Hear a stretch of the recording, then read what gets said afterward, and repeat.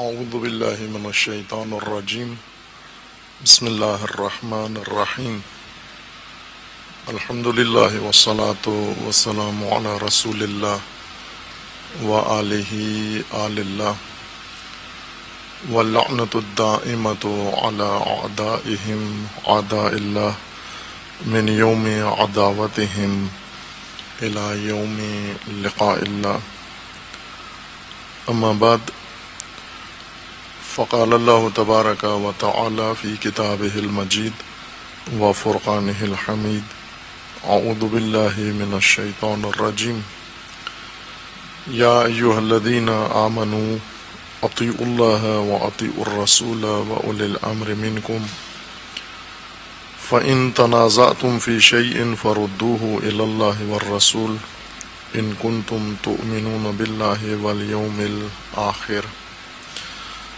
ذلك خير وأحسن تأويلا صدق الله العلي العظيم۔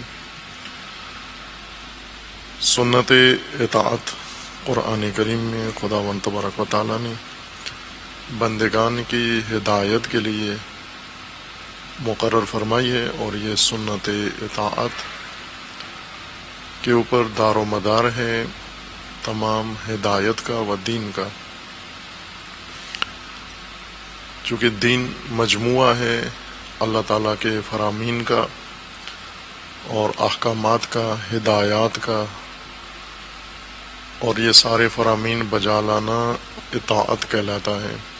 اس لیے تمام دین کا دار و مدار اسی امر اطاعت کے اوپر ہے۔ اگر اطاعت ہو، دین کا مقصود انسان کو حاصل ہوتا ہے۔ اگر اطاعت کے مرحلے تک دین کو اور اللہ کے فرامین کو نہ پہنچایا جائے، وہ انسان کے لیے سود مند نہیں ہے۔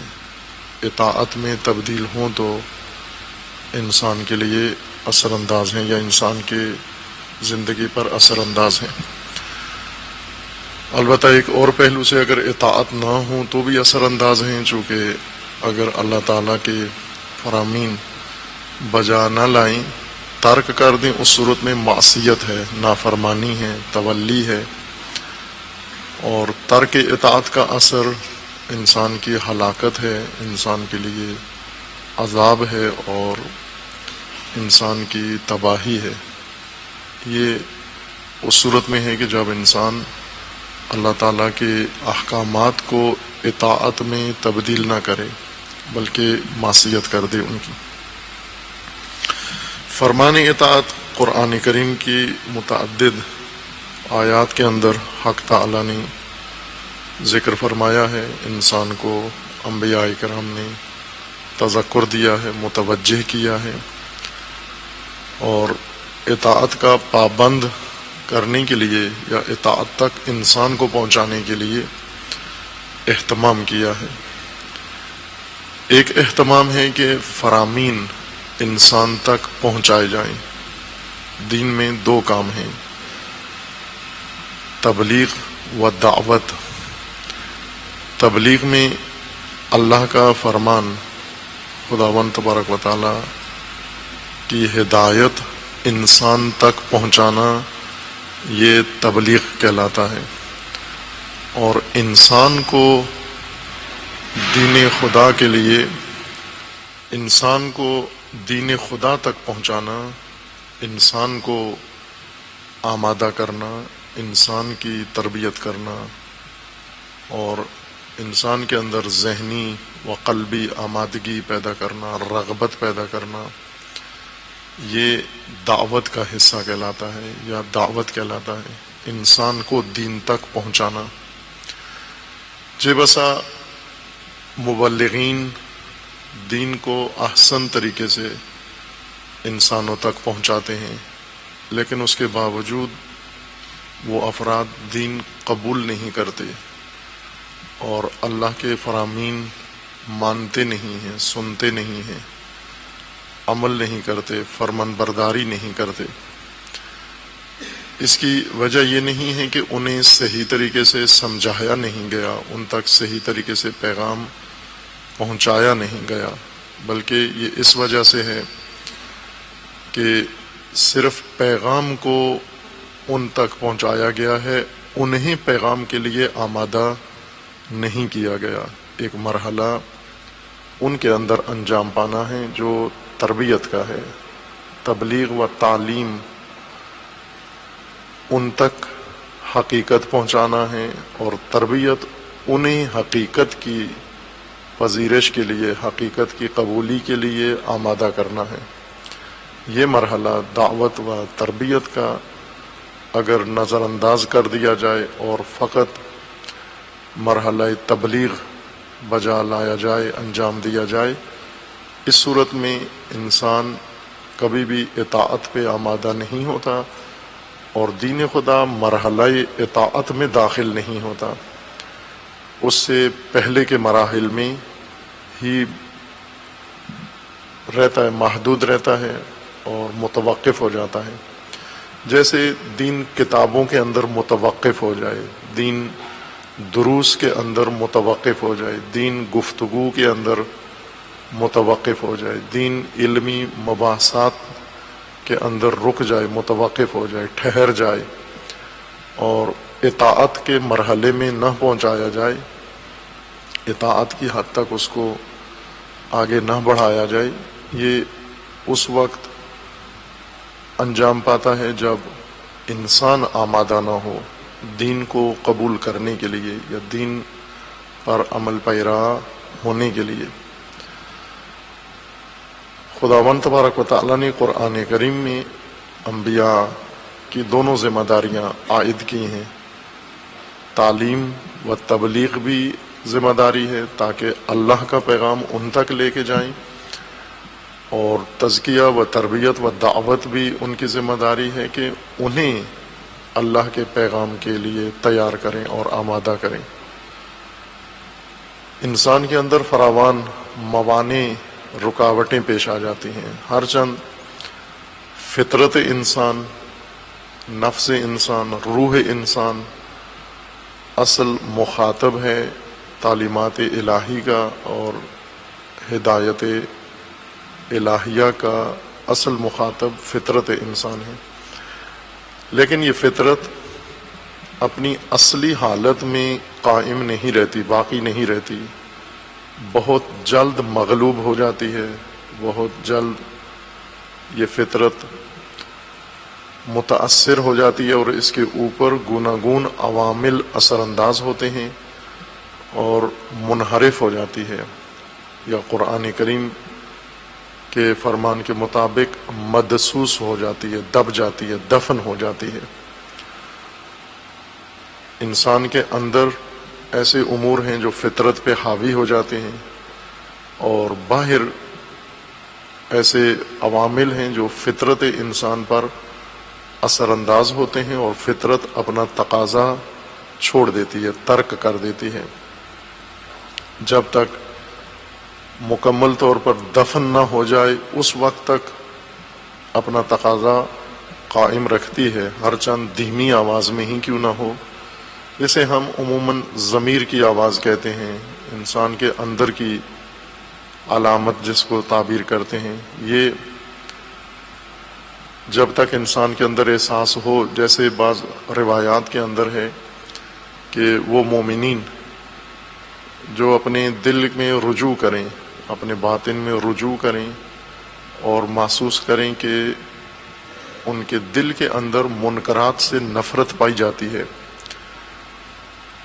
قلبی طور پر، اور قلبی طور پر انہیں معروف اچھا لگتا ہے، ایک تمایل ہے، کشش ہے معروف کی ان کے دل کے اندر۔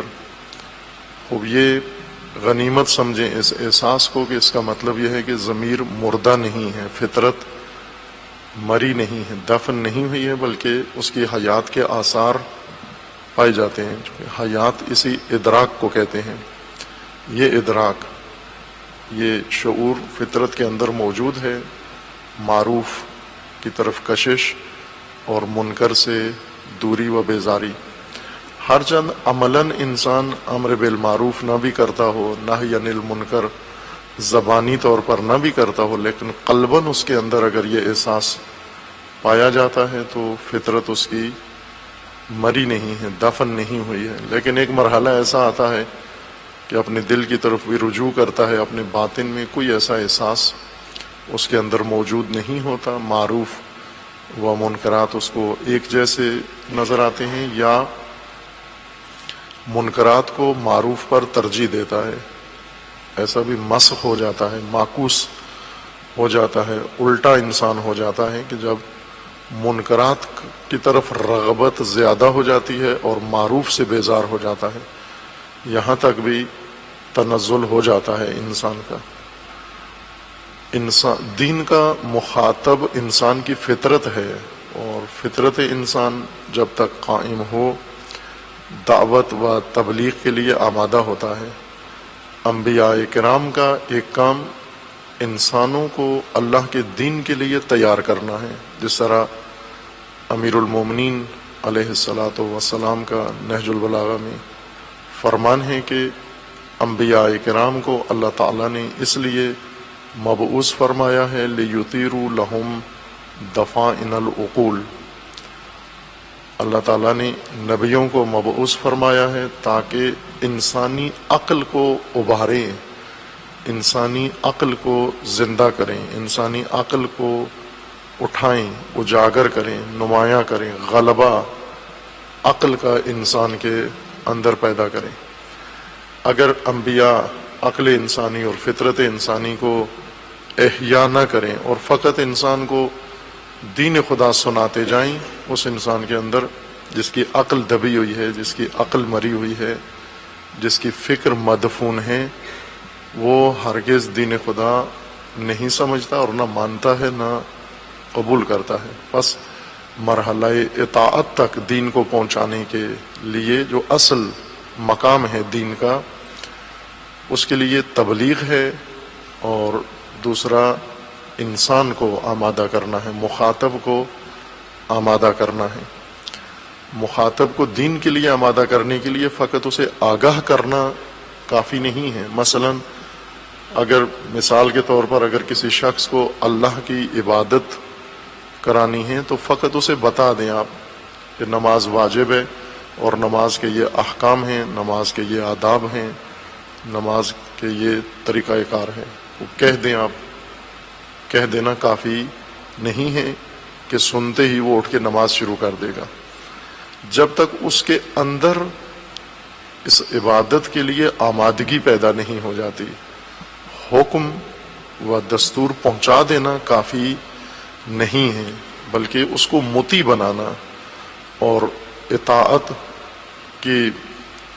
اطاعت کے تمام آداب لوازمات اس کے اندر ایجاد کرنا ضروری ہے۔ پھر حکم پہنچانے سے وہ حکم کو اطاعت کرتا ہے یا فرمانبر ہوتا ہے۔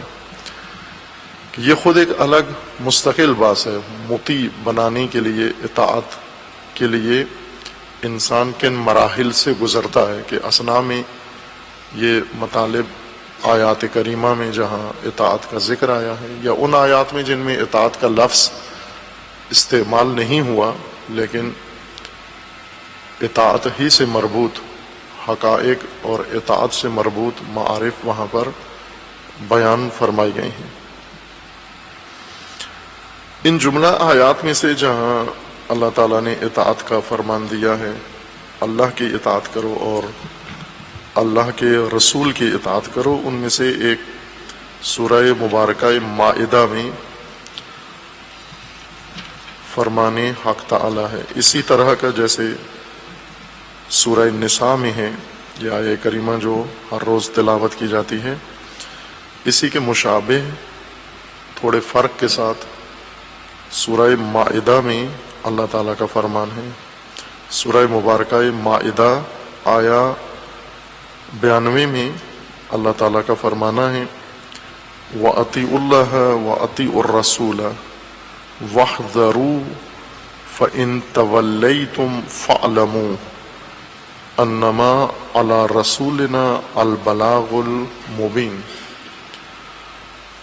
اللہ کی اطاعت کرو، رسول کی اطاعت کرو، وَاحْذَرُوا اور باز آ جاؤ، بچو، اجتناب کرو. فَإِن تَوَلَّيْتُمْ فَاعْلَمُوا، اگر تم نے روگردانی کی، نافرمانی کی، رخ موڑ لیا، منہ موڑ لیا فرمان خدا سے، اطاعت کے مقابل کی جو حالت ہے اسے تولی سے تعبیر کیا گیا ہے. جیسا پہلے عرض کیا ہے، اعراض ایک حالت ہے، انسان معرض ہو جاتا ہے، رخ پھیر لیتا ہے اللہ کی بندگی سے، فرمان خدا سے. مختلف کیفیتیں ہیں اطاعت کے مقابلے میں کہ غالباً کوئی 30 کے قریب کیفیات ہیں نافرمانی کی جو قرآن کریم نے ذکر کی ہیں. شاید اس سے زیادہ ہیں جو احصاء ہوئی ہیں، جو شمار کی گئی ہیں، اس سے قطعاً زیادہ ہیں، لیکن لگ بھگ 30 کے قریب حالات ہیں جو قرآن کریم نے ذکر فرمائی ہیں. سب نافرمانی کی حالتیں ہیں، یہ سب نافرمانی ہی شمار ہوتی ہے. ہر چند جو اس میں مبتلا ہیں ان کیفیات کے اندر، وہ ممکن ہے بعض کیفیات کو نافرمانی نہ سمجھتے ہوں، لیکن قرآن کریم نے اس سب کو نافرمانی ہی کہا ہے. انشاءاللہ آگے اسی بحث کی تکمیل میں وہ کیفیات، وہ حالات ذکر ہوں گے، نافرمانی کی مختلف کیفیات. عام ذہنوں کے اندر ایک دو حالتیں نمایاں موجود ہوتی ہیں کہ یہ نافرمانی ہے، باقی حالات کو وہ نافرمانی گردانتے ہی نہیں ہیں، شمار ہی نہیں کرتے اور نافرمانی کے زمرے میں درج نہیں کرتے ان حالات کو. جیسے مثال دی پہلے بارہا کہ لہو و لعب میں سب مصروف ہیں، لیکن بعض اس طرح سے سنجیدگی کے ساتھ لہو و لعب میں مصروف ہیں کہ اسے لہو و لعب سمجھتے نہیں ہیں. اس کیفیت کو وہ سمجھتے ہیں کہ ہم بہت ہی مفید عمل انجام دے رہے ہیں، دوسرے لہو و لعب میں مصروف ہیں. چونکہ لہو و لعب کا معنی اس طرح سے ہم نے کیا ہے، تفسیر اس طرح سے کی ہے کہ اکثر لاہی باہر نکل گئے ہیں اس تعریف لہو سے، لاہی ہیں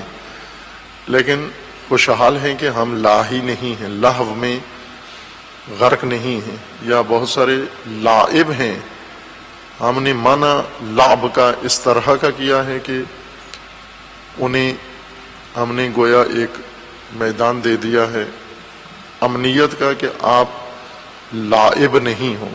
مثلا لہو اور لعب کو معنی کیا گیا کھیل کود، ناچ گانا، یہ لہو اور لعب ہے.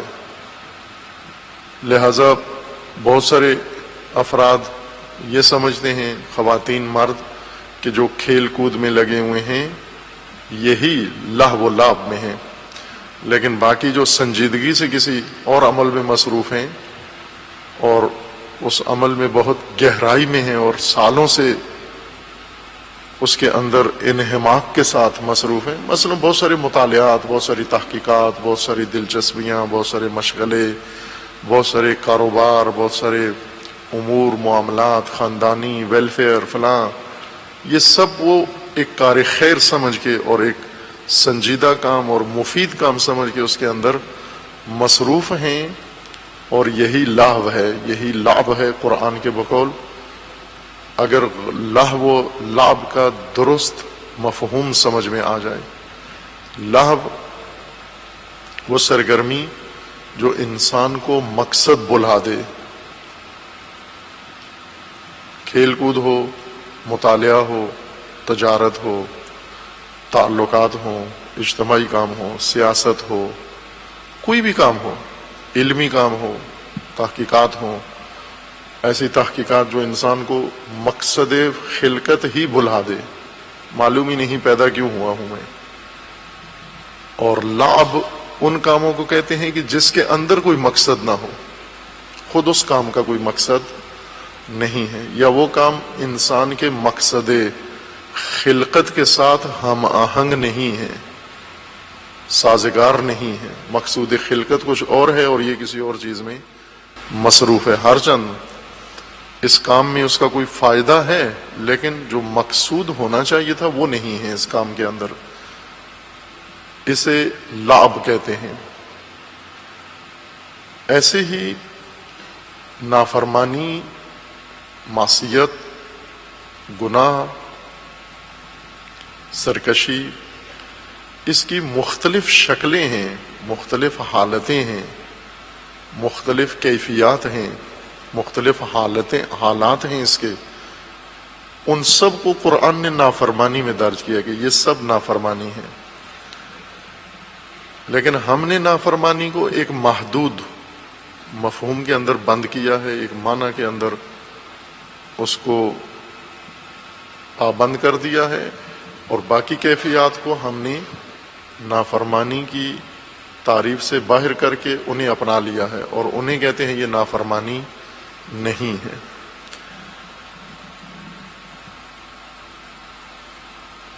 اب بعض آیات کے ساتھ ایسی خصوصیات ہیں جن میں ہمیں معلوم ہو جائے گا کہ نافرمانی کا دائرہ کتنا وسیع ہے اور کتنے ایسے گمان میں مبتلا ہیں، اطاعت کے گمان میں مبتلا ہیں جو معصیت کار ہیں، نافرمان ہیں۔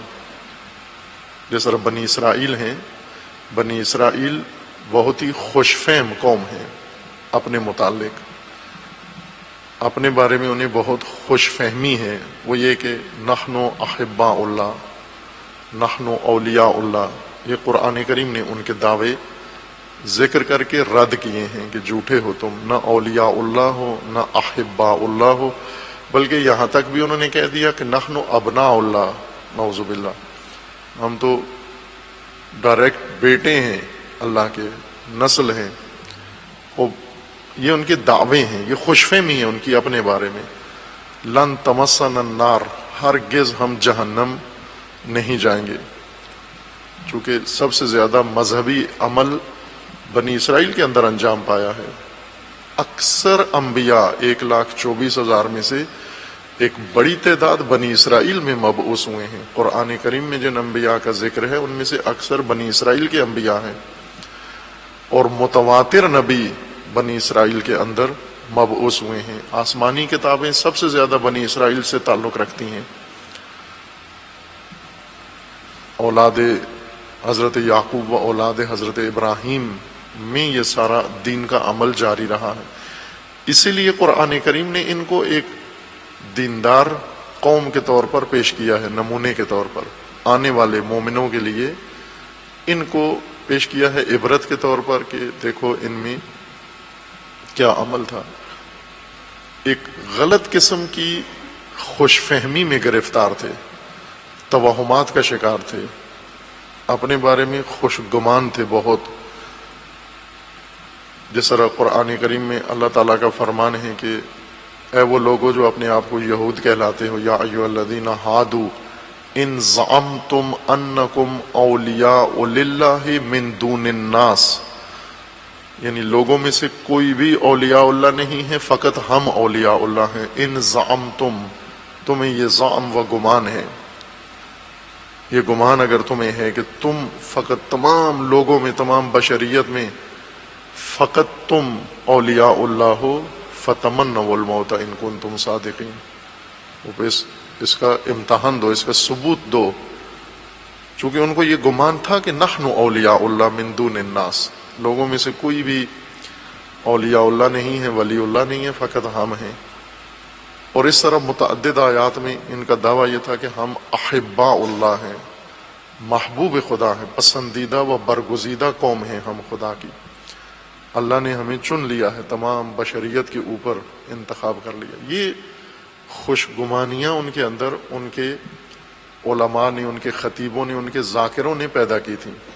وہ جو فیسیں لے کے ثمن قلیل، چونکہ قرآن نے ساتھ علت بھی ذکر کی ہے، یہ سب فیسوں کا مذہب بنا، فیس خوروں نے اور فیس لینے والے، معاوضہ لینے والے علماء نے یہ کام کیا ہے۔ اس لیے انہیں قرآن نے یہ توبیخ کی ہے، لا تشتروا بآیاتی ثمنا قلیلا، اور تحریف بھی کرتے تھے، لوگوں کی خواہش کے مطابق تقریر کرتے تھے، جیسی لوگ چاہتے تھے ویسی ہی مضمون بنا کے پڑھتے تھے، اور تحریف کرتے تھے دین خدا میں، ڈرتے نہیں تھے۔ اس لیے اللہ تعالیٰ نے ان کی توبیخ کی ہے کہ یہ کام کیوں کرتے ہو، کیوں انبیاء کے مقابلے میں ہو، کیوں قاتل انبیاء ہو، کیوں زحمت انبیاء کو نابود کرتے ہو، کیوں محنت انبیاء کو ضائع کرتے ہو، تم مجرم ہو تم۔ شدید ترین توبیخ ان کے لیے، ان کے علماء کے لیے قرآن کریم نے بیان فرمائی ہے، مذمت۔ اور اس مذمت کو مسلمانوں کی، مومنوں کی کتاب قرآن میں لکھا ہے۔ تمہارے نصاب میں بنی اسرائیل کا قصہ ہے کہ کہیں اس طرح کی خوش فہمیاں، کہیں اس طرح کے علماء، کہیں اس طرح کی فیسوں لینے والے اور تحریف کرنے والے دین کے اندر، ان میں تم مبتلا نہ ہو جاؤ اور یہی احساسات تمہارے نہ ہو جائیں۔ نحن اولیاء اللہ من دون الناس، تمام تر گناہ کے بعد، معصیت کے بعد، نافرمانی کے بعد، پھر تم حق بجانب بھی بن کے بیٹھ جاؤ کہ ہم حقدار ہیں، ہمارے علاوہ جنت میں کوئی بھی نہیں جائے گا، اور جو یہود ہے، نصرانی ہے، وہی جا سکتا ہے، اس کے علاوہ کوئی بھی نہیں جائے گا۔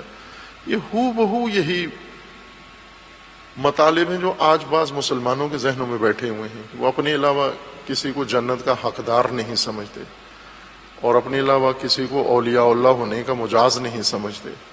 ہر چیز منحصر ہے، اور ہیں سب سے زیادہ نافرمان، معصیت کار ہوتے ہوئے یہ دعوے ہیں ان کے۔ وہ قسمیں، وہ حالتیں قرآن کی ذکر ہو رہی ہیں۔ یہ جو مضمون ہے قرآن کریم کا سورہ مبارکہ مائدہ میں آیا 92 میں، یہ پہلے سے یہ سیاق شروع ہوا ہے۔ قرآن کریم میں اللہ تعالیٰ نے پہلے انہی یہود کا اور نصارہ کا ذکر کیا ہے اور موازنہ کیا ہے، پھر اس کے بعد مومنوں کو خطاب کیا ہے۔ اب اس پورے سیاق کو مشاہدہ کرنا، سیاق، سباق، اس پہرے کو یا اس قرائن کو کہتے ہیں جس کے اندر بات ہو رہی ہوتی ہے، وہ تناظر جس کے اندر بات ہو رہی ہوتی ہے، وہ پورا مضمون، وہ موضوع، وہ سب سیاق و سباق کہلاتا ہے، جس کے اندر یہ مضمون بیان کیا جاتا ہے۔ یہ آیہ اطاعت، آیہ 92 میں جس میں اللہ تعالیٰ کا فرمانا ہے وَأَطِیعُوا اللَّهَ وَأَطِیعُوا الرَّسُولَ وَاحْذَرُوا، اطاعت کرو اللہ کی اور اطاعت کرو رسول کی، یعنی فرمان بجا لو اور باز آ جاؤ۔ فَإِن تَوَلَّيْتُمْ فَاعْلَمُوا أَنَّمَا عَلَىٰ رَسُولِنَا الْبَلَاغُ الْمُبِينُ، اگر رخ موڑو گے، منہ موڑو گے، نہیں مانو گے، تو یہ جان لو کہ ہمارے پیغمبر ہماری طرف سے جو پیغام لے کر آئے ہیں، ان کے اوپر فقط واضح ابلاغ و تبلیغ ہے، ان کا کام فقط پہنچا دینا ہے۔ یہ مطلب قرآن مجید کی آیا پہلے سے سورہ مائدہ کا یہ مضمون شروع ہے اہل کتاب سے۔ قل یا، آیا 77 میں شروع ہوتا ہے، قل یا اہل الکتاب لا تغلوا فی دینکم غیر الحق، دین کے اندر غلو نہ کرو اے اہل کتاب۔ رسول اللہ کو فرمانے کہ آپ انہیں، اہل کتاب کو بتائیں کہ اپنے دین میں تعدی مت کرو، غلو مت کرو، حق کے علاوہ کوئی چیز دین کے اندر شامل مت کرو۔ وَلَا تَتَّبِعُوا أَهْوَاءَهُمْ، اور آپ پیروی مت کرو خواہشات کی، احواء قوم قد ضلوا من قبل وأضلوا كثيرا وضلوا عن سواء السبيل، مت کرو اس قوم کی، ان لوگوں کی، ان عوام کی، اس جمہور کی پیروی مت کرو جن کی خصوصیات یہ ہیں وقد ضلوا من قبل، جو پہلے گمراہی کی راہ طے کر گئے ہیں، اس قوم کی خواہشات پہ مت چلیں آپ، یہ پہلے سے گمراہ چلے آ رہے ہیں۔ وَأَضَلُّوا، اور گمراہ کرنے والے ہیں، گمراہ کن ہیں، کثیرن انہوں نے ایک بہت بڑی تعداد کو انہوں نے گمراہ کیا ہے، وَضَلُّوا عَنْ سَوَاءِ السَّبِيلِ یہ اصل سیدھے راستے سے بہکے ہوئے ہیں یہ لوگ، ان کے پیچھے مت چلو، ان کی پیروی مت کرو، لا تتبعوا لُعِنَ الَّذِينَ كَفَرُوا مِن بَنِي إِسْرَائِيلَ عَلَى لِسَانِ داؤد وعیسی ابن مریم، لعنت کی گئی ہے بنی اسرائیل پر ان لوگوں، لُعِنَ الَّذِينَ كَفَرُوا بنی اسرائیل کے ان کفار پر، منکرین پر، نافرمانوں پر انبیاء کے ذریعے سے لعن کی گئی ہے، لُعِنَ ملعون قرار دیے گئے ہیں بنی اسرائیل میں سے کفار، علی لسان داؤد، داؤد نبی جو بنی اسرائیل کے ہی رہبر و پیشوا تھے اور بنی اسرائیل کو نجات دینے والے تھے۔ حضرت داؤد بنی اسرائیل میں ایک بہت ہی منفرد قرآنی کردار ہیں کہ جنہوں نے بنی اسرائیل کو بہت ہی مشکل دنوں میں آ کر نجات دی۔ یہ وہی نوجوان ہیں جو طالوت کے لشکر میں شامل ہوئے تھے، جالوت کو قتل کیا تھا، اور اس کے بعد یہی محکوم غلام قوم، یہ غلام تھے بنی اسرائیل اس وقت، اور کیمپوں میں رہتے تھے، اپنے دیش سے نکال دیے گئے تھے، اپنا گھر بار ان سے چھین لیا گیا تھا۔ فلسطین دوسرے جبار قوم نے ان سے چھین لیا تھا اور ان کی جگہ انہوں نے لے لی، ان کے گھر قبضے میں کر لیے، ان کے کھیت قبضے میں کر لیے، ان کی عورتیں انہوں نے قبضے میں کر لی، ہر چیز ان سے چھین کر انہیں باہر نکال دیا فلسطین سے، اور در بدر تھے، کیمپوں میں رہتے تھے، اور وہاں پر یہ ماجرا تکرار ہوا کہ خداوند تبارک و تعالیٰ نے حضرت طالوت کو ان کا رہبر بنایا، اور داؤد سپاہی کی حیثیت سے، ایک چھوٹے جوان سپاہی کی حیثیت سے تحت فرمان طالوت جنگ کی، اور اس جنگ میں بہت نمایاں کارنامہ انجام دیا، جس کے نتیجے میں اللہ تعالیٰ نے سلطنت دی، امامت دی، خلافت دی حضرت داؤد کو، اور ایک بہت اعلیٰ پاکیزہ کردار قرآنی بیان فرمایا ہے۔ وعیسی ابن مریم کہ حضرت عیسیٰ جن کا قرآن نے بہت نمایاں کر کے اس کردار کو، اسوہ کو ذکر کیا ہے۔ کیوں لعنت کی انبیاء بنی اسرائیل نے بنی اسرائیل کے کفار پر؟ بما عصوا، معصیتوں کی وجہ سے، نافرمانیوں کی وجہ سے، احکام خدا کو ٹھکرانے کی وجہ سے، روگردانی کی وجہ سے لعنت کی ہے۔ وَكَانُوا يَعْتَدُونَ اور یہ تعدی کرنے والے تھے، متجاوز، حدود خدا، احکام خدا کے پابند نہیں تھے، باغی تھے، اس لیے انبیاء کی زبان سے انہیں لعنت کی گئی ہے۔ وہی انبیاء جو انہی کی ہدایت کے لیے آئے، انہی انبیاء نے نافرمانوں پر لعنت کی ہے، اور یہ قرآن کی محکم دلیل ہے کہ نافرمانوں پر ان کے پیشوا لعنت کرتا ہے، ان کو ہدایت نہیں دیتا، ان کو بخشواتا نہیں ہے۔ معصیت کاروں پر وہی رہبر، وہی پیشوا، وہی حجت جو اللہ نے مقرر فرمائی ہے، وہی ان کے اوپر لعنت بھی کرتے ہیں اگر یہ نافرمان ہو۔ چونکہ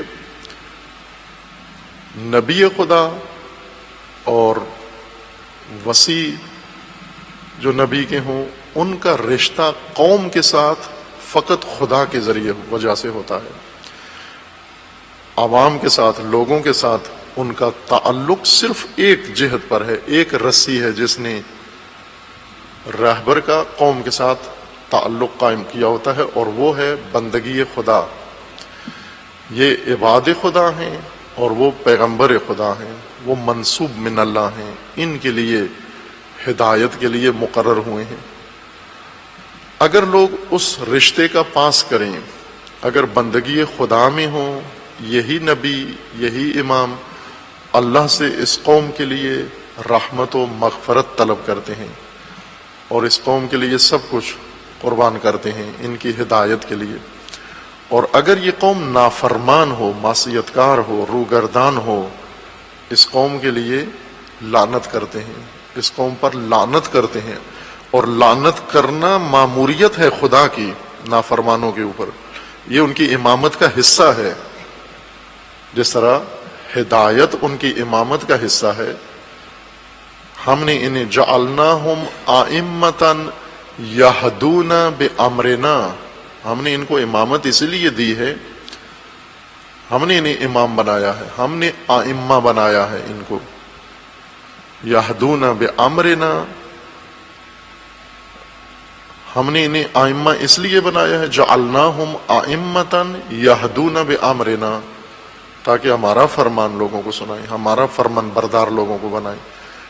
اگر یہ ائمہ امر خدا سناتے ہیں اور لوگ امر خدا مانتے ہیں، یہ ائمہ درود پڑھتے ہیں لوگوں کے اوپر، یہ ائمہ رحمت طلب کرتے ہیں خدا سے، یہ ائمہ مغفرت طلب کرتے ہیں اللہ سے، یہ ائمہ شفاعت کرتے ہیں فرمان برداروں کی۔ لیکن جب یہ لوگ نافرمان ہو جائیں، یہی ائمہ اللہ کے حکم سے لعنت کرتے ہیں۔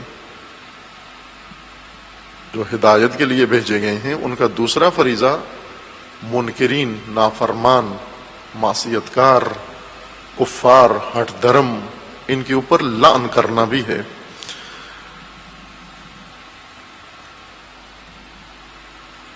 لعن الذین کفروا من بنی اسرائیل علی لسان داود وعیسی ابن مریم ذلک بما عصوا وکانوا یعتدون۔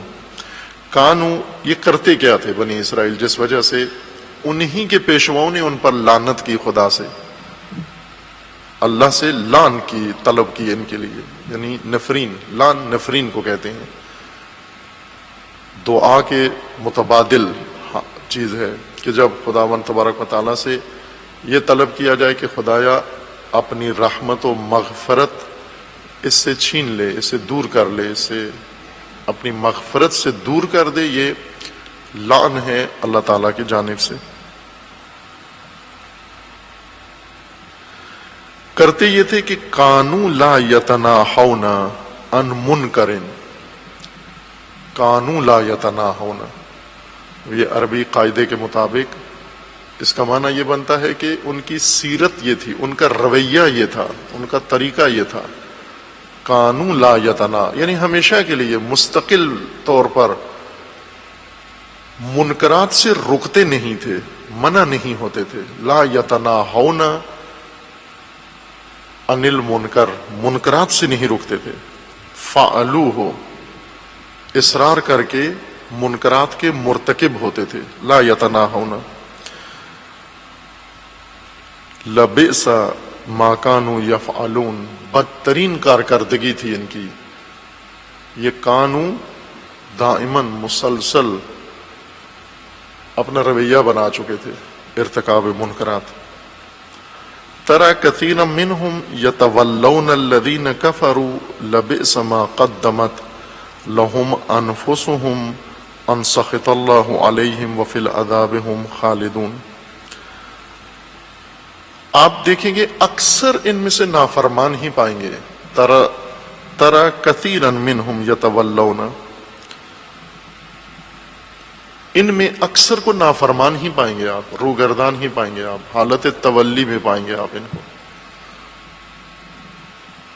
رسول اللہ کو فرمان ہے کہ آپ ان کو اکثر کو اس حالت میں پائیں گے۔ الذین کفروا، یہ جو ان میں سے اہل کتاب میں سے، بات بنی اسرائیل کی، اہل کتاب کی ہو رہی ہے، یہود و نصارہ، ان میں سے جو کافر ہیں، لبئس ما قدمت لهم انفسهم، بدترین کارکردگی ہے جو انہوں نے انجام دی ہے یہاں پر، اور یہی کارکردگی ہے جو ان کی آخرت کے لیے انہوں نے آمادہ کی ہے، یہ بدترین کارکردگی آخرت کے لیے، توشہ آخرت انہوں نے بنایا ہے۔ ان سخط اللہ علیہم، وفی العذاب ہم خالدون، ان پر اللہ کی ناراضگی ہے، سخط خدا ہے، رحمت نہیں ہے، سخط ہے خدا کی۔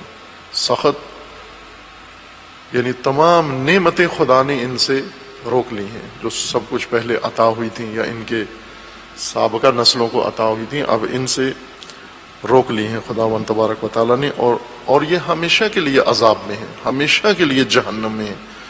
ہم فیہا خالدون، یہ مخلد در نار ہیں۔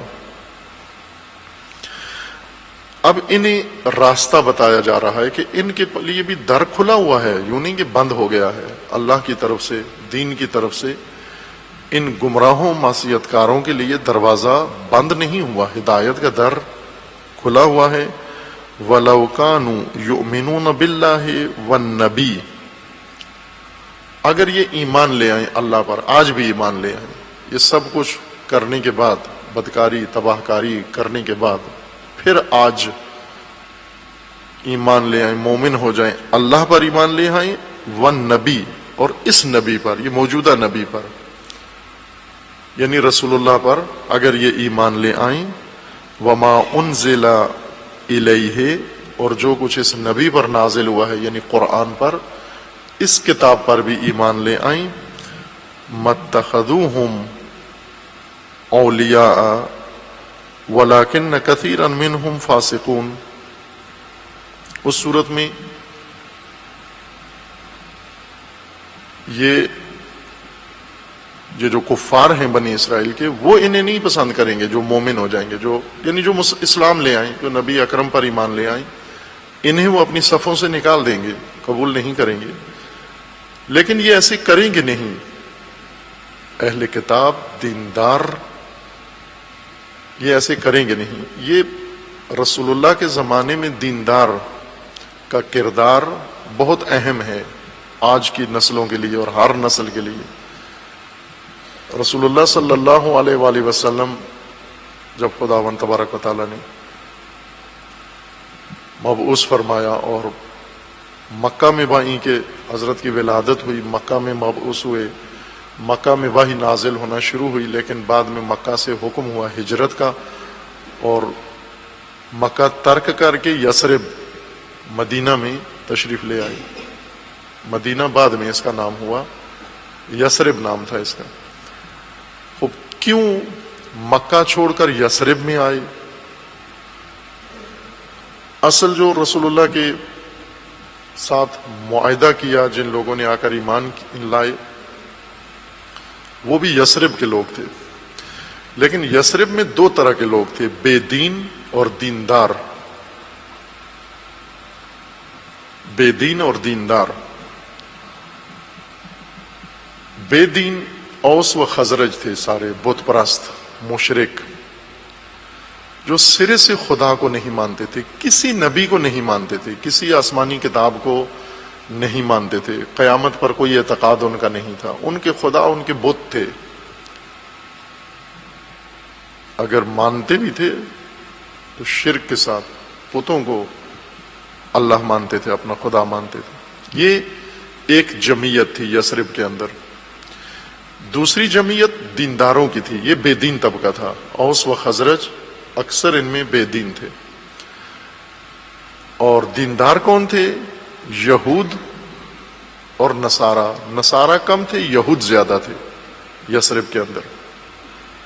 یہ سارے مذہبی لوگ تھے، متدین لوگ تھے، سارے دین کے اوپر قائم تھے اور دین کے پابند تھے، اللہ کو مانتے تھے، قیامت کو مانتے تھے، آسمانی کتابوں کو مانتے تھے، نبیوں کو مانتے تھے، اپنے آپ کو نبیوں کا پیروکار کہتے تھے، بلکہ نبیوں کی اولاد میں سے تھے یہ۔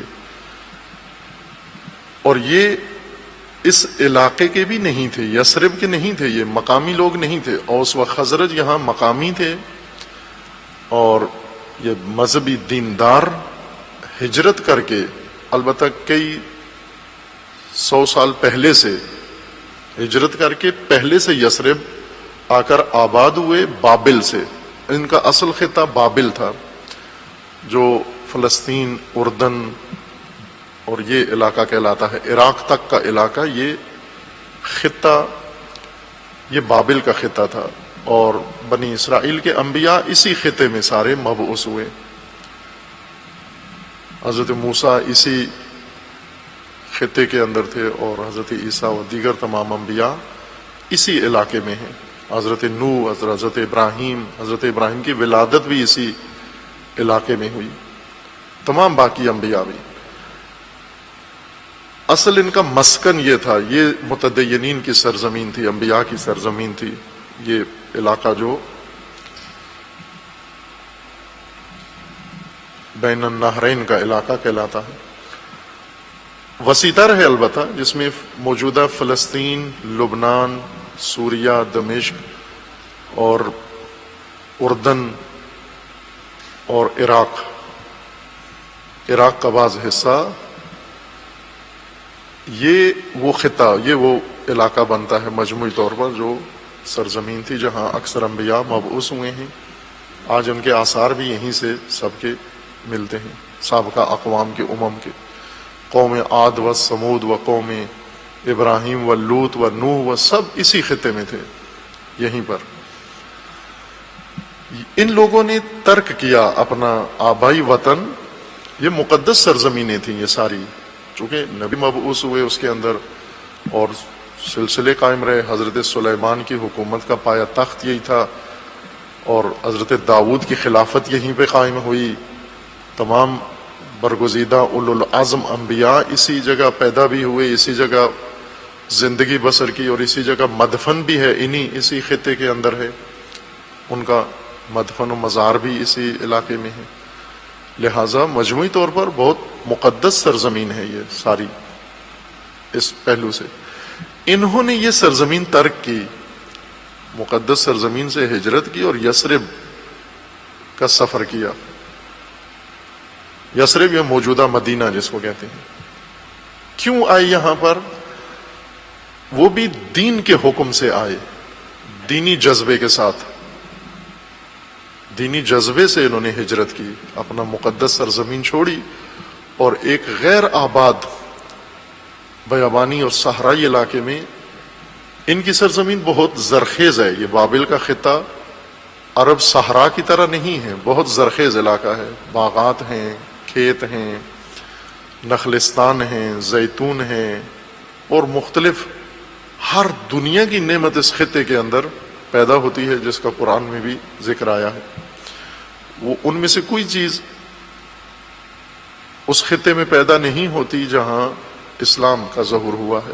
بھی بالکل خشک علاقہ، لم یزرع، قابل زراعت نہیں ہے یہ علاقہ، جس علاقے میں نبی اکرم صلی اللہ علیہ وآلہ وسلم مبعوث ہوئے ہیں. جغرافیائی لحاظ سے اتنا تفاوت ہے، اس کے باوجود جذبہ، دینی جذبہ دیکھیں ان لوگوں کا کہ آباد علاقہ، زرخیز علاقہ، اپنی اجدادی زمین، مقدس زمین، اپنی تاریخ، سب کچھ چھوڑ چھاڑ کے یہ ایک صحرائی علاقے میں، گرم علاقے میں اور ناقابل زراعت علاقے کے اندر آ کر آباد ہو گئے. صحرا میں وہاں آ کر انہوں نے مختلف جگہیں جہاں جہاں پانی تھا وہاں تقسیم ہو گئے اور ادھر ادھر آباد ہو گئے یہ قبائل بنی اسرائیل کے.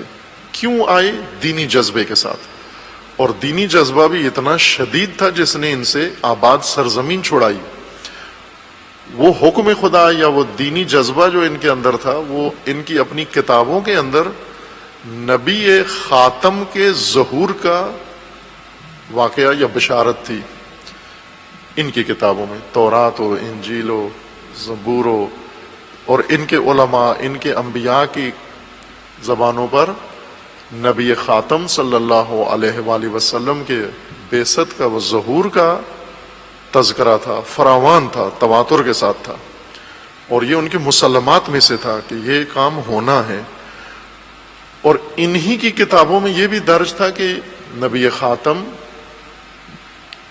بابل کی سرزمین پر ظہور نہیں کریں گے. نشانیاں ایسی تھیں کہ جس سرزمین پر ظہور کریں گے اس کے نشانیاں تھیں، علامتیں تھیں، جن میں سے 3 پہاڑیوں کا ذکر ملتا تھا کہ ایک ایسی وادی میں، ایک ایسے علاقے میں وہ نبی خاتم آئیں گے اور وہاں پر دین خدا پیش کریں گے اور تمام انبیاء کے سلسلے کی تکمیل کریں گے. اور نشانیاں بہت ساری تھیں، شخصیت اس طرح کی ہوگی، پیغام اس طرح کا ہوگا. ساتھ جغرافیائی علامتیں بھی تھیں کہ اس جغرافیے میں وہ ہوں گے. اس ماہرین ان کے جو تھے ان علامتوں کی پہچان رکھتے تھے، ان نشانیوں کی، انہوں نے ان کاروانوں کے ساتھ ان کو لائے، ان کے علماء، اور انہوں نے آ کر وہ بڑی عرصہ تک یہ تلاش کرتے رہے کہ یہ جغرافیہ کہاں ہے، اس طرح کا سلسلہ کہاں ہے جہاں ان خصوصیات کے پہاڑ ہوں، 3 پہاڑ ہوں مختلف جہات میں، ہر پہاڑی اس طرح کی ہو، اور اس کے درمیان انہوں نے پورا کہہ لیں کہ یہ خطہ جتنا مشرق وسطیٰ کا ہے سارا چھان مارا یہ ڈھونڈنے کے لیے کہ کہاں ہے یہ نقطہ کہاں ہے. اور کرتے کرتے تلاش کر لیا انہوں نے. نقشے، وہ مذہبی کتابوں سے انہوں نے نقشے بنائے، رہنمائی لے کر ان نقشوں کے ساتھ تلاش کر لیا اور آ کے ڈھونڈ لیا کہ یہ خطہ ہے. اور وہ 3 پہاڑیاں جو مدینے کے اطراف میں موجود ہیں، تینوں کا نام ہے کتابوں کے اندر، تاریخ کے اندر. انہوں نے تلاش کر کے وہاں آ کے پڑاؤ ڈال لیا اور انتظار کرنے لگے نبی خاتم کے ظہور کا اور بعثت کا انتظار کرنے لگے کہ جب یہ انقلاب برپا ہوگا تو ہم اسی سرزمین میں ہوں جس میں اس نبی نے آنا ہے. یہ نہ ہو کہ نبی کسی اور سرزمین میں آئیں، ہم کسی اور علاقے میں آباد ہوں اور وہاں سے ٹکٹ لے کے بر وقت پہنچائیں گے ہم. جیسے ابھی منتظرین امام زمانہ ہیں، یہ ابھی وقتی طور پر امریکہ میں رہتے ہیں، اس امید سے تو نہیں رہتے کہ وہاں برموڈا میں امام کا ظہور ہوگا، اس نیت سے تو نہیں گئے، اپنی ضرورتوں کے تحت گئے ہیں، لیکن اس خوش فہمی میں ہیں کہ بعد میں ٹکٹ لے کے فوراً مکہ پہنچائیں گے، یا ہم جہاں امام آئیں گے وہاں پہنچ جائیں گے. یا نہ بھی آئے تو کوئی فرق نہیں پڑتا، مثلا وہیں سے ہم تعلق قائم کر لیں گے. آج کل ای میل کا سلسلہ واٹس ایپ کا ہے اور وہیں سے بیعت کر لیں گے. لیکن یہ بنی اسرائیل اس طرح سے نہیں تھے. انہوں نے کافی نہیں سمجھا کہ ہم بابل میں رہ کر وہیں بیعت کر لیں گے. اس جذبے نے ان کو اٹھایا اور لا کر اس سرزمین پر بسایا. یا سخت سرزمین تھی، ان کی اپنی نہیں تھی، آباد نہیں تھی، پانی نہیں تھا، گرم سرزمین تھی، باغات نہیں تھے، کچھ بھی نہیں تھا، صرف جذبہ لے کر آیا ان کو. اور کتنی مشکل سے تلاش کیا انہوں نے، وہ علاقہ ڈھونڈا، خود کاوشوں سے، علمی کاوشوں سے ڈھونڈا. اس زمانے میں جب گوگل ارتھ بھی نہیں تھا کہ وہ اس پہ سرچ کر لیتے کہ یہ ایسا علاقہ کہاں پر ہے، جہاں ابتدائی ترین وسائل زمین شناسی کے نہیں تھے، جغرافیہ دانی کے نہیں تھے. اور یہ علاقہ زیادہ محروم تھا. اگر باقی مثلا مصر و روم و ایران میں تھے بھی اگر جغرافیہ کا علم تھا، ان کے پاس نہیں تھا کم از کم. انہوں نے پھر بھی تلاش کر لیا آ کر. یہ عبری تھے، عربی لوگ نہیں تھے، عرب اقوام میں ان کا شمار نہیں تھا، یہ عبری بنی اسرائیل تھے. یہ آ کر یثرب میں آباد ہوئے استقبال نبی خاتم کے لیے، رسول خاتم کے استقبال کے لیے آئے اور صدیوں تک آباد رہے. اور پھر وہ وقت آ پہنچا جب رسول اللہ مبعوث ہوئے. یہ مستقبلین وہیں سے منتظرین پہلے سے آ کر آباد تھے. یہ دیندار تھے، آسمانی کتابیں ان کے پاس تھیں، نبی ان کے اندر آئے اور دین خدا ان کے پاس تھا، تمام ہدایت آسمانی سے ان کا تعلق تھا. اور اسی شہر میں یثرب میں اوس و خزرج بھی رہتے تھے، بے دین بھی رہتے تھے. یہ بہت اہم نقطہ ہے. اب بعض مسائل ایسے ہوتے ہیں کہ انسان توقع کرتا ہے کہ آدھی بات بولنے والا کہتا ہے، آدھی بات سمجھنے والا سمجھ لیتا ہے. کم از کم روزے کی برکت سے یہ ہونا چاہیے کہ آدھی بات خود سمجھنے والا سمجھ جائے. لیکن شاید پوری بات بھی وضاحت کر دیں تو بھی منتقل نہ ہو. یہ آئینہ ہے، اس آئینے کے اندر کچھ دیکھنا ہے ہمیں. ہم یہ دیکھیں کہ آج پوری دنیا کے اندر دو طبقے آباد ہیں. ایک جو معتقد ہیں، دیندار ہیں، مومن ہیں اور نظریہ امامت و ولایت کو مانتے ہیں اور منتظر امام ہیں، یہ ایک گروہ ہے. اور ایک گروہ وہ ہے جو نہیں مانتے، تسلیم ہی نہیں کرتے، کہ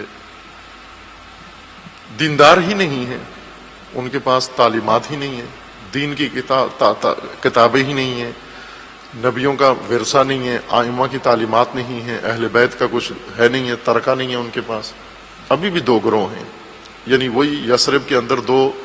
یثرب آپ پوری دنیا کو سمجھ لیں اور اس میں دو قسم کے لوگ آبادہ ہیں. ایک اوس و خزرج ہیں جن کا کوئی دین نہیں ہے، کوئی آسمانی کتاب نہیں ہے، کوئی معلم نہیں آیا، کسی نبی کے پیروکار نہیں ہیں، بلکہ خود سے بت پرست ہیں، خود سے بت پرستی شروع کی ہوئی ہے.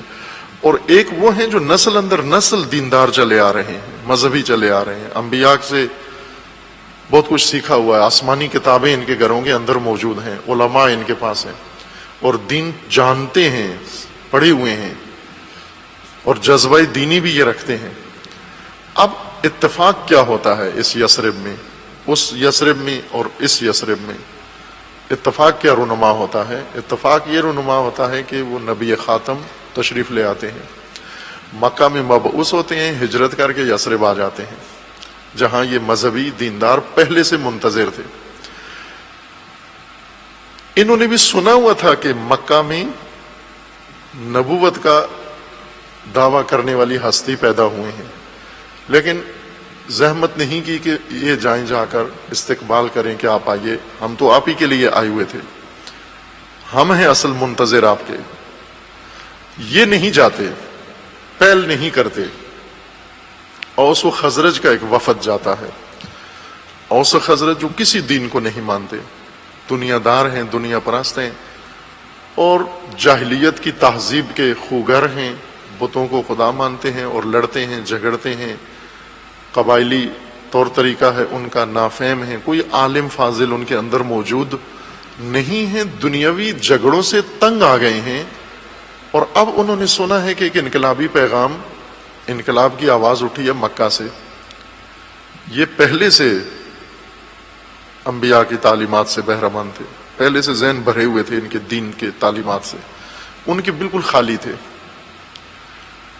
وہ جو خالی دماغ تھے انہوں نے ضرورت محسوس کی کہ جاہلیت کا تو ہم نے آبا و اجداد کا طور طریقہ دین تو ہم نے اپنایا ہوا ہے، لیکن اس میں دنیا ہی تباہ ہے، ہماری بدبختی ہی بدبختی ہے، لڑائی ہے، جھگڑے ہیں، پسماندگی ہے، قسم پرسی ہے، دشمنی ہے، نفرت ہے، ویران زندگی ہے، یہ کوئی تسلی بخش زندگی نہیں ہے. تو اس سے ایک انقلابی آواز سنی ہے ہم نے مکہ سے کہ ایک انقلاب کی ندا وہاں شروع ہوئی ہے.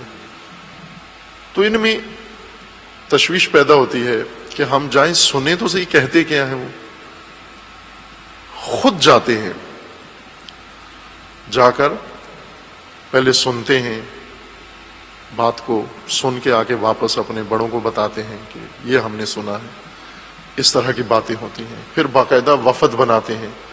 وہ وفد رسول اللہ سے جا کے ملاقات کرتا ہے، خفیہ ملاقات، اور انہیں بتاتے ہیں کہ اس طرح سے ہماری جمعیت ہے وہاں پر اور اس جمعیت کی یہ صورتحال ہے اور ہماری یہ صورتحال ہے، آپ کا پیغام ہمیں نجات کا راستہ نظر آتا ہے.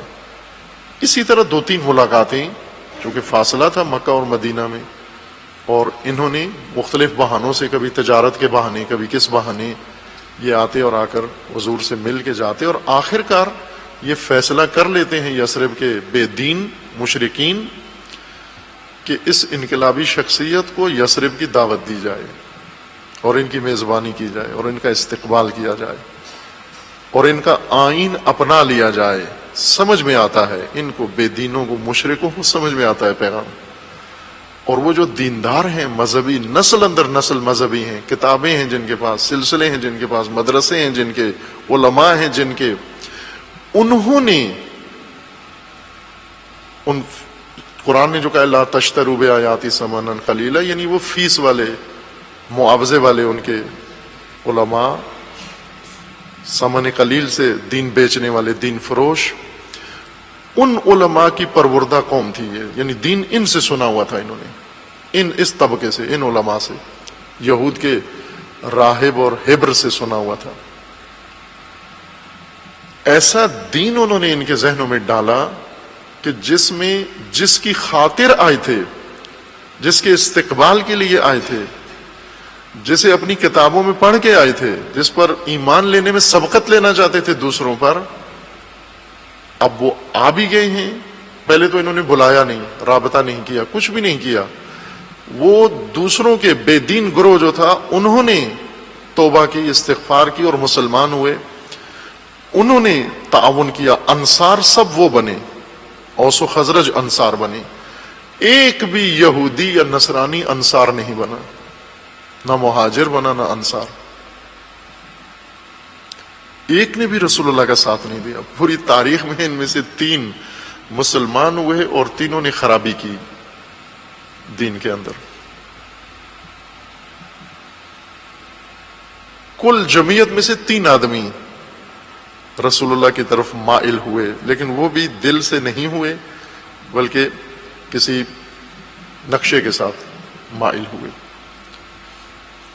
یہ یثرب کے جو تھے، کچھ باہر کے تھے، جیسے نجران کے عیسائی تھے، یہ یثرب میں نہیں تھا، نجران یمن کے سرحد پر ہے، یا حبشہ سے تھے، حبشہ موجودہ ایتھوپیا، اس ایتھوپیا سے کچھ تھے، نجاشی کی قوم میں سے کچھ آئے تھے، وہ مسلمان ہوئے، لیکن یہ نہیں ہوئے جو یثرب میں آ کر آباد تھے، جو شدت سے مذہبی تھے۔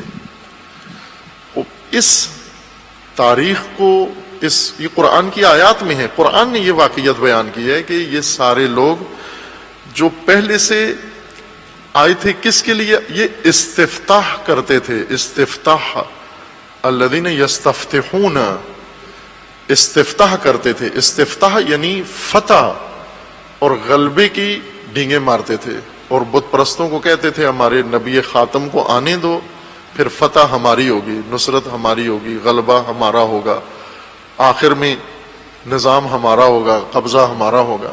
یہ خود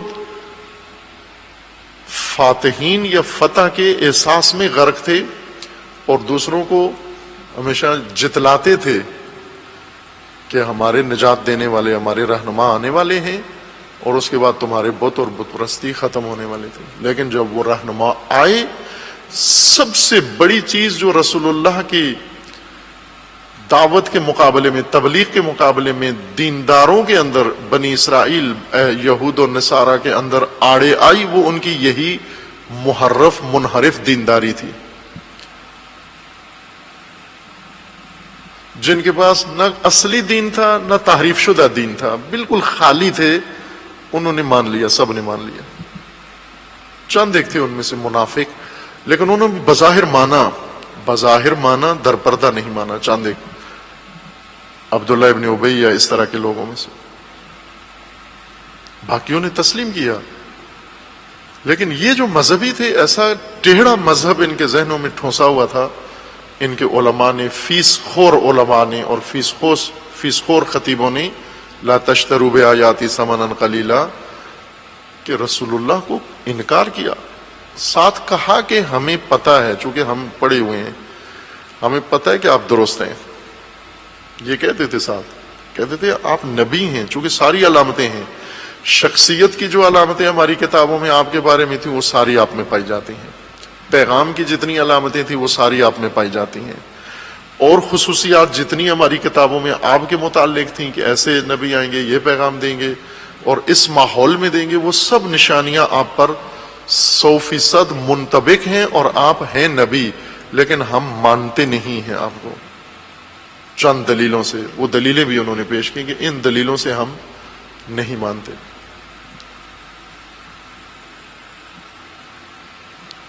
چونکہ ہم اس کو مانتے ہیں جو ہماری قوم میں سے ہے، ہم اس کو مانتے ہیں جو فلاں جگہ سے پڑا ہوا، ہم اس کو مانتے ہیں جس پر یہ فرشتہ نازل ہوتا ہو، اس کو مانتے ہی نہیں جس پر جبریل نازل ہوتا ہو۔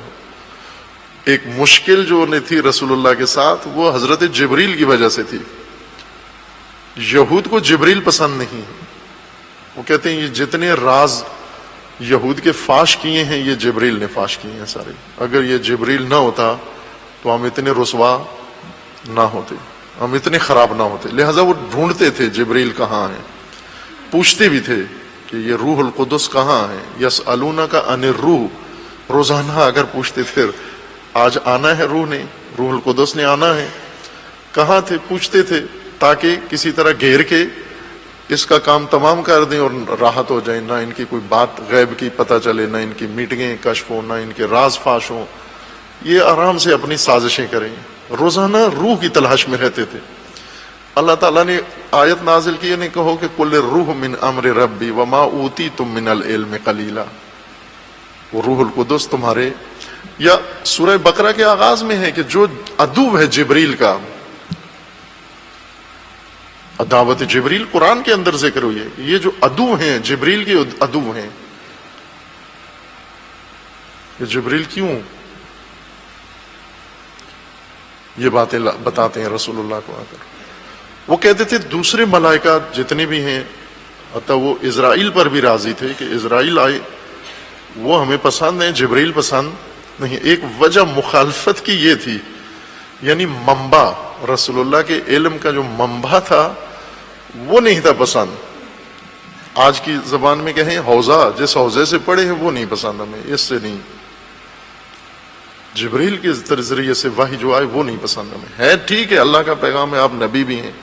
ایک یہ کہتے تھے کہ آپ بنی اسرائیل نہیں ہیں, ایک یہ کہتے تھے کہ ہمارا معاہدہ ہے, معاہدے کی وجہ سے آپ کو نہیں مان سکتے, عہد ہے ہمارا.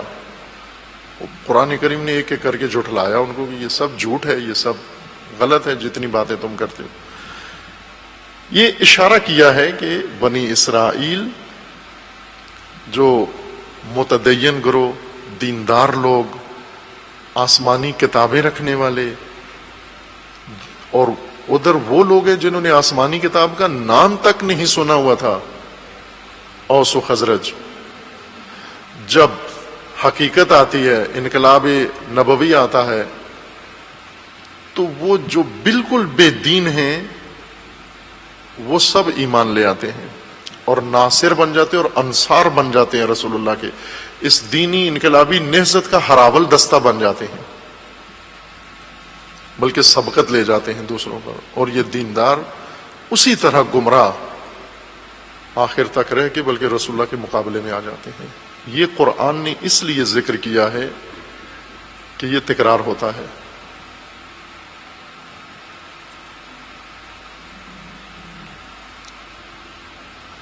اگر آج امام عصر ظہور فرمائیں, ہمارا یہ خوف ہے کہ جنہوں نے بس سب سے پہلے امام عصر کے خلاف کون قیام کرے گا, یہ ملحد, کمیونسٹ, مغربی. نہ خیر, روایات میں بھی ہے کہ یہ نہیں کریں گے.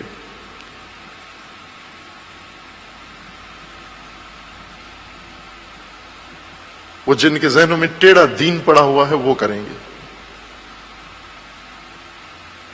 انہیں یقین ہوگا یہ امام وقت ہیں, لیکن پھر بھی مخالفت کریں گے اور قیام کریں گے, جنگ کریں گے, تسلیم نہیں ہوں گے.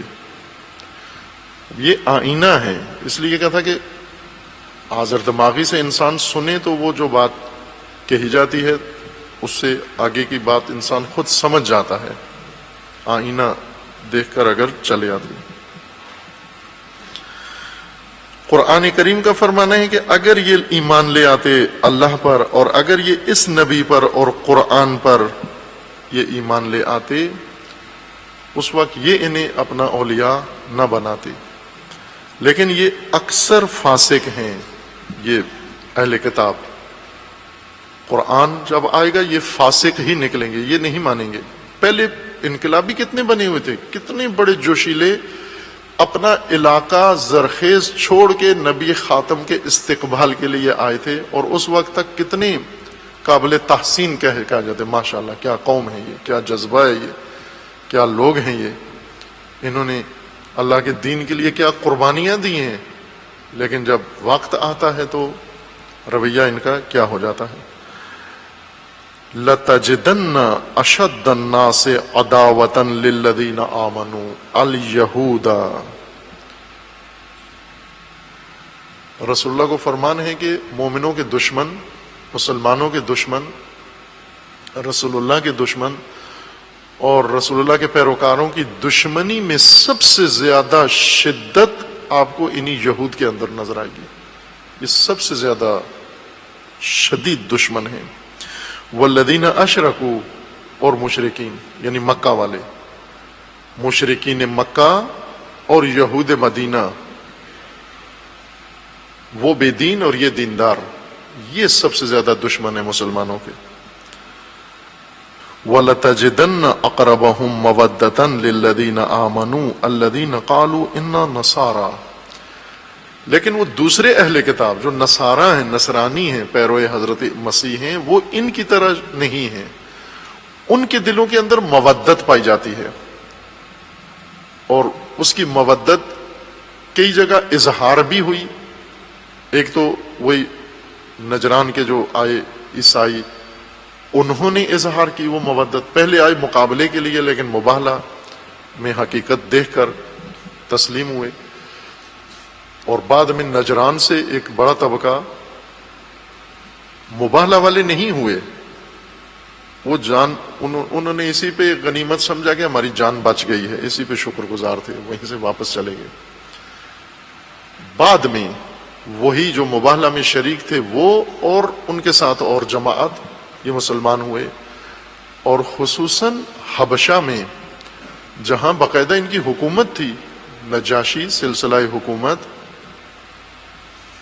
جہاں رسول اللہ نے اپنے پہلا گروہ مہاجرین کا حبشہ بھیجا تھا مکہ سے، دوسرا گروہ مدینہ آیا۔ حضرت جعفر ابن ابی طالب جو بہت بزرگوار شخصیت ہے، رسول اللہ بہت قدر کرتے تھے جناب جعفر کی، وہ رہبر تھے اس کے، اور سختیوں کے ساتھ وہاں پہنچے، وہ بھی ایک طراز قصہ ہے اور خوبصورت قصہ ہے۔ وہ جب واپس آئے حبشہ سے تو اپنے ساتھ نجاشی نے بھیجے تھے، ان کے ساتھ وہاں حبشہ کے عیسائی بھیجے تھے ساتھ ہدایہ دے کر۔ جب انہیں خبر ملی کہ رسول اللہ بھی مکہ چھوڑ کر مدینہ چلے گئے اور وہاں پر مستقر ہو گئے اور وہاں نظام بنا لیا ہے، تو اس وقت تک نجاشی نے انہیں اپنا مہمان رکھا، عزیز رکھا، اور اس وقت ہدایہ کے ساتھ یہ کاروان جتنا تھا اسے واپس مدینہ پلٹایا، اور مدینہ آئے ساتھ ہمراہ وہاں کے عیسائی بھی آئے، اور ان کے اندر جو کیفیت تھی وہ قرآن نے ذکر کی ہے، یہ عیسائی تھے، ان کے اندر مودت تھی۔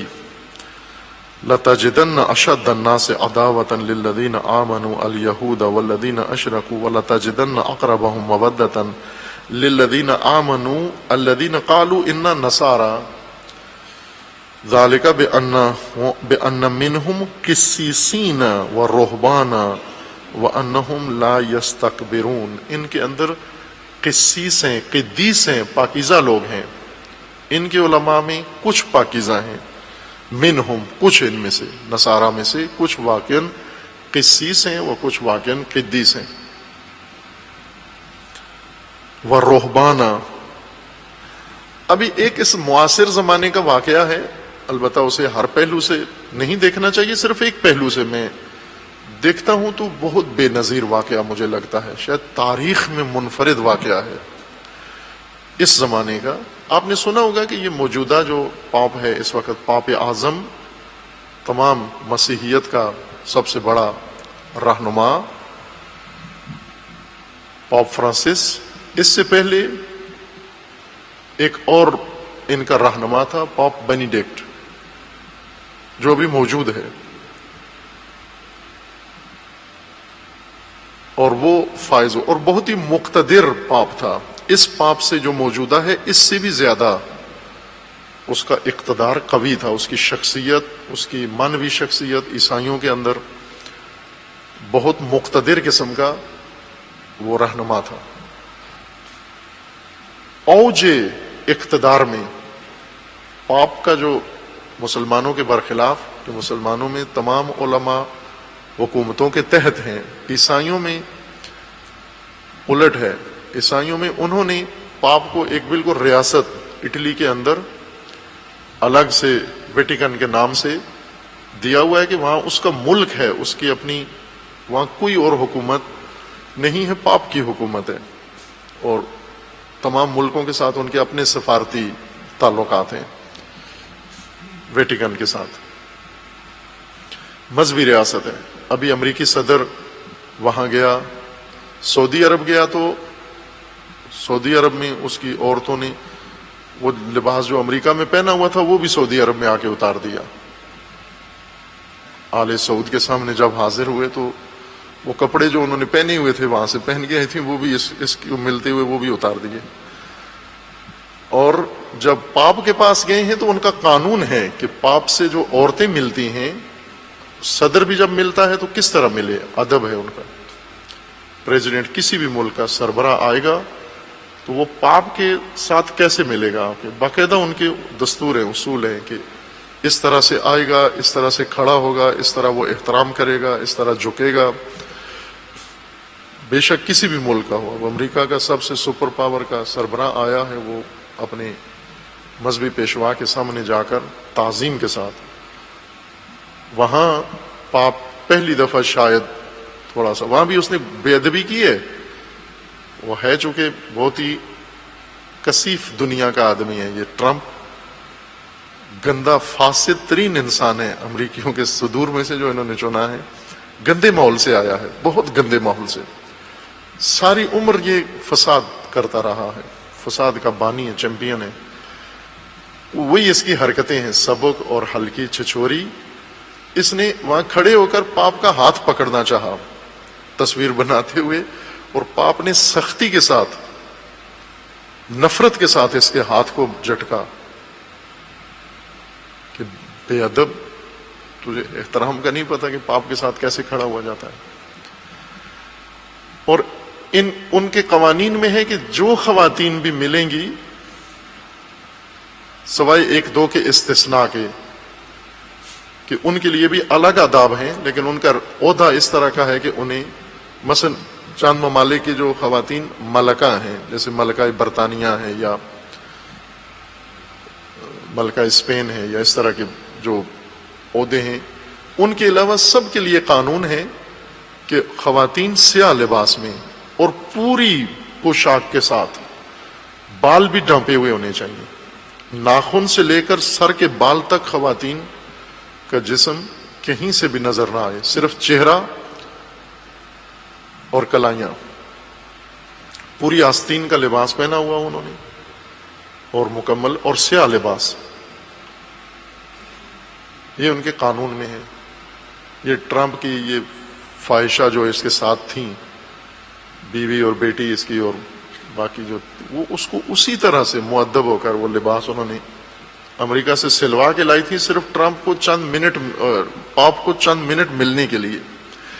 یعنی یہ ان کا اقتدار ہے، ان کے پیشوا کا ایک مانوی اقتدار ہے اس کا۔ جب وہ دنیا میں کسی جگہ سفر کرتا ہے تو اس کو ایکسٹرا پروٹوکول دیا جاتا ہے جو دنیا کے کسی اور شخص کے لیے نہیں ہے۔ مثلا کسی ملک کا سربراہ بھی آ جائے، اپنے ملک میں بھی اس کو وہ پروٹوکول نہیں ہے اس کے لیے، سرکاری طور پر، قانونی طور پر نہیں ہے جو پاپ کے لیے ہے، کہ پاپ کو اس طرح سے انہوں نے استقبال کرنا ہے، اس طرح اس کو مہمان نوازی کرنی ہے، اس طرح اس کی زیارت کرنی ہے، اس طرح سے لوگوں نے اس کو ملنا ہے۔ یہ منفرد ہے، فقط اسی کے لیے یہ سب ان کے قوانین کے اندر ہے اور پابند ہیں وہ۔ میں صرف یہ کہہ رہا ہوں کہ ایک شخص ہے یا ایک عہدہ ہے، رینک ہے، اور اس کا اپنی جمعیت کے اوپر، اور ظاہر ہے دنیا میں سب سے زیادہ ہیں، عیسائی سب سے زیادہ ہیں، دنیا کی سب سے بڑی جمعیت کا سربراہ، مذہبی سربراہ پیشوا ہے، جس کا ایک فرمان، یعنی وہ جو پاپ کو جو حیثیت دیتے ہیں، عالم نہیں سمجھتے پاپ کو، توجہ کریں، ان کے نزدیک پاپ کی وہ حیثیت ہے جو ہمارے ہاں امام کی، امام معصوم کی حیثیت ہے۔ پاپ عالم، مذہبی عالم کی حیثیت نہیں رکھتا، اس سے مافوق حیثیت رکھتا ہے، ایک منبع ہے، اتھارٹی ہے۔ ان کا کہنا یہ کہ ان کے اپنے اعتقاد کے مطابق جو غلط اعتقاد ہے کہ اس کے اندر وہ روح القدس حلول کرتی ہے، یا اس کے اندر روح عیسیٰ حلول کرتی ہے، پھر یہ پاپ بنتا ہے۔ یہ گویا ایک قسم کا ملہم ہوتا ہے، اور معجزہ و کرامت اس سے ظاہر ہو تو اس کو پاپ بناتے ہیں۔ اور وہاں لکھا بھی ہوا ہے کہ اتنے معجزات اس سے اگر ہوں، درج ہوں، رسمی ہوں، جو مان لیے جائیں تو یہ پاپ بنے گا۔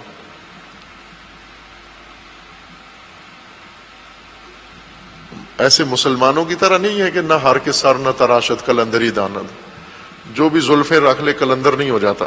مسلمانوں میں ایسے ہے، جو بھی سر نہ منڈوائے وہ کلندر ہے۔ وہاں کلندری کے ایک باقاعدہ آداب ہیں، اصول ہیں، قوانین ہیں، ان قوانین کے تحت کلندر بنتا ہے۔ یہاں جس کو نائی نہ ملے وہ کلندر ہے۔ اب اتنا اقتدار ہے اس شخص کا، اور تاریخ کے جو ایک پاپ جان پال تھا، پاپ جان پال دوم، جو اس سے پہلے تھا، بینیڈکٹ سے پہلے، یہ سب سے مقتدر، تاریخ مسیحیت میں مقتدر ترین چند جو رہنما گزرے ہیں ان میں سے پاپ جان پال تھا۔ سب سے محبوب ترین ان کا دنیا مسیحیت کا، بہت بڑا قسیس جسے عیسائی بہت مانتے تھے۔ اور اس کے بعد یہ بینیڈکٹ تھا۔ اس نے اوج قدرت میں، اوج کمال میں، جب اس کی معنوی قوت طاقت اپنے اوج پہ تھی، اس نے خود اعلان کیا، اس شخص نے کہا کہ میں بوڑھا ہو گیا ہوں، مجھ میں اب صلاحیت نہیں ہے، طاقت نہیں ہے جسمانی طور پر کہ میں دنیا مسیحیت کی رہنمائی کروں، اور اس نے کہا کہ میں اب مطالعہ کرنا چاہتا ہوں، عبادت کرنا چاہتا ہوں اور مطالعہ کرنا چاہتا ہوں، اور اس نے اس پاپ اعظمی کے درجے سے استعفیٰ دے دیا۔ ابھی موجود ہے، استعفیٰ دے کے بیٹھا ہوا ہے گمنام آدمی کے طور پر۔ اس کی جگہ یہ بنا ہے موجودہ پاپ فرانسس۔ بعض چیزیں اب ظاہر ہے ان کے اندر بہت کچھ ہے، اب یہ نہ ذہن میں لائیں کہ اس پہلو سے اگر ان کی یہ مثبت چیز ذکر کی ہے تو وہ ساری منفی ان کے مسائل سارے ختم ہو گئے نا، وہ اپنی جگہ پر ہیں۔ اس وقت قرآن کریم کے فرمان کے مطابق لَتَجِدَنَّ أَشَدَّ النَّاسِ عَدَاوَةً